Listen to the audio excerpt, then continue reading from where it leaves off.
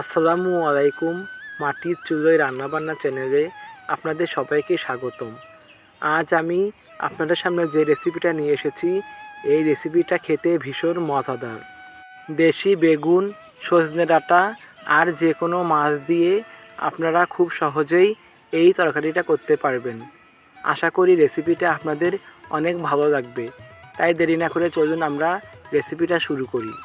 প্রথমে আমি মাছগুলো ভেজে নেব। আমি এখানে বোরাল মাছ নিয়েছি। আপনারা যে কোনো মাছ দিয়ে এই তরকারিটা করতে পারেন। আমি মাছগুলো নুন হলুদ দিয়ে ভালোভাবে মেখে নিলাম। এখন আমি কড়াইয়ে দিয়ে দেব পরিমাণ মতো সয়াবিন তেল। তারপর আমি তেলটা গরম হয়ে আসলে এর মধ্যে দিয়ে দেব মাছ। আমি মাছগুলো এর মধ্যে দিয়ে দিলাম। এখন আমি চুলার জালটা একটু মিডিয়াম আঁচে রেখে মাছগুলো ভালোভাবে ভেজে নিব।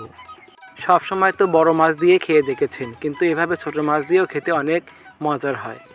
দেখুন আমার মাছগুলো ভাজা হয়েছে। এরকম মাছগুলো ভেজে আমি কড়াই থেকে মাছ ভাজাগুলো উঠিয়ে নিব। সবগুলো মাছ ভাজা উঠিয়ে নেওয়ার পর কড়াইয়ে যে অবশিষ্ট তেল থাকবে, ওই তেলের মধ্যে আমি আর কিছু পরিমাণ তেল দিয়ে দেব। এখন তেলটা গরম করে নিয়ে আমি তেলের মধ্যে দিয়ে দেব অল্প পরিমাণে পেঁয়াজ কুচি। এখন আমি পেঁয়াজ কুচিগুলো কিছুক্ষণ নেড়ে হালকা বাদামি করে নেব। বেশি বাদামি করা যাবে না, হালকা বাদামি করে পেঁয়াজগুলো ভেজে নিতে হবে। এখন আমি হালকা বাদামি হয়ে আসলে পেঁয়াজের মধ্যে দিয়ে দেব জিরা ধনিয়া একসাথে বাটা। তারপর আমি দিয়ে দেব পেঁয়াজ বাটা। তারপর আমি দিয়ে দেব সর্ষে বাটা। এখন আমি এর মধ্যে দিয়ে দেব পরিমাণ মতো লবণ। তারপর আমি দিয়ে দেব পরিমাণ মতো হলুদের গুঁড়া। তারপর আমি দিয়ে দেব পরিমাণ মতো মরিচের গুঁড়া। ঝালটা আপনারা আপনাদের পছন্দ অনুযায়ী দিয়ে দিবেন।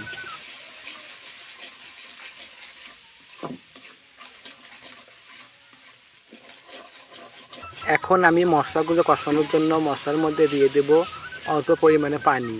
আমি এখন অল্প পরিমাণে পানি দিয়ে মশলাগুলো ভালোভাবে কষিয়ে নেব। যখন দেখবেন যে মশলার উপর এমন তেল ভেসে উঠে এসেছে, তখন এর মধ্যে সবজি দিয়ে দিতে হবে। প্রথমে আমি দিয়ে দিলাম একটা আলু।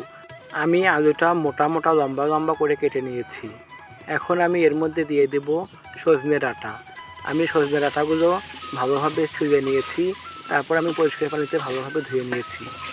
এখন আমি সজনে ডাঁটার আলুগুলো মশলার সাথে ভালোভাবে কিছুক্ষণ নেড়ে নেব। এখন আমি ঢাকনা দিয়ে ঢেকে দেব।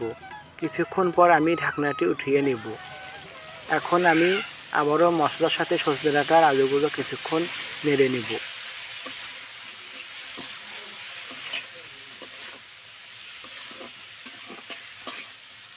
কিছুক্ষণ নেড়ে আমি আবারও ঢাকনা দিয়ে ঢেকে দেব। আবারও কিছুক্ষণ পর আমি ঢাকনাটি উঠিয়ে নেব। এখন আমি আবারও ভালোভাবে সজনে ডাঁটা আর আলুগুলো কিছুক্ষণ নেড়ে নেব। যখন দেখবেন যে সজনে ডাঁটা আর আলুগুলো আধা সিদ্ধ হয়েছে, তখন এর মধ্যে দিয়ে দিতে হবে বেগুন। আমি এর মধ্যে বেগুনগুলো দিয়ে দিচ্ছি। বেগুনগুলো আমি মোটা মোটা করে কেটে নিয়েছি। এখন আমি বেগুনের সাথে আবারও মশলাগুলো কিছুক্ষণ ভালোভাবে মিশিয়ে নেব।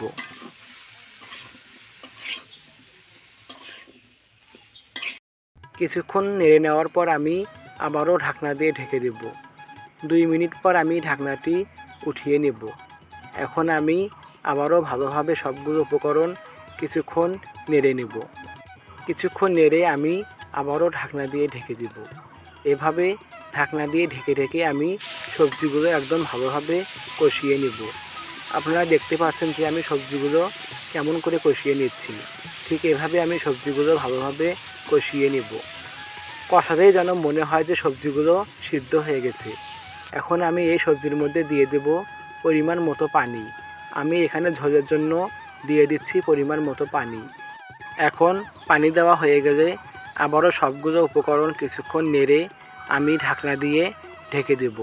আমি সবসময় মাটির চুলোতে রান্না করি। মাটির চুলোতে রান্না করতে আমার সবসময় ভালো লাগে। 2 থেকে 3 মিনিট পর আমি ঢাকনাটি উঠিয়ে নেব। এখন আমি আবারও সবজিগুলো কিছুক্ষণ নেড়ে নেব। বন্ধুরা, আপনারা যদি আমার চ্যানেলে নতুন হয়ে থাকেন, তাহলে দয়া করে আমার চ্যানেলটি সাবস্ক্রাইব করবেন। সাথে লাইক কমেন্ট শেয়ার করতে ভুলবেন না। এভাবে ঢাকনা দিয়ে ঢেকে ঢেকে 2 থেকে 3 বার আমি সবজিগুলো একদম ভালোভাবে রান্না করে নেব। সবসময় মনে রাখবেন, ঝোলের তরকারিতে একটু জাল ঝরে দিতে হয়। চুলার জাল বাড়িয়ে ঝোলের তরকারি খুব সহজেই হয়ে যায়। এখন আমি সবজিগুলো কিছুক্ষণ নেড়ে এর মধ্যে দিয়ে দেব মাছ। আমি যে মাছগুলো আগে থেকে ভেজে নিয়েছিলাম সেই মাছগুলো আমি এখন এর মধ্যে দিয়ে দিলাম। এখন মাছ দিয়ে ভালোভাবে কিছুক্ষণ নেড়ে নেব। এখন আমি এর মধ্যে দিয়ে দেব টমেটো। আমি এখানে টমেটো ফালিগুলো দিয়ে দিচ্ছি। টমেটো দেওয়া হয়ে গেলে আমি আবারও কিছুক্ষণ নেড়ে নেব। কিছুক্ষণ নেড়ে আমি ঢাকনা দিয়ে ঢেকে দেব। 2 থেকে 3 মিনিটের মতো আমি ঢাকনা দিয়ে ভালোভাবে তরকারিগুলো শেষ পর্যন্ত রান্না করে নেব।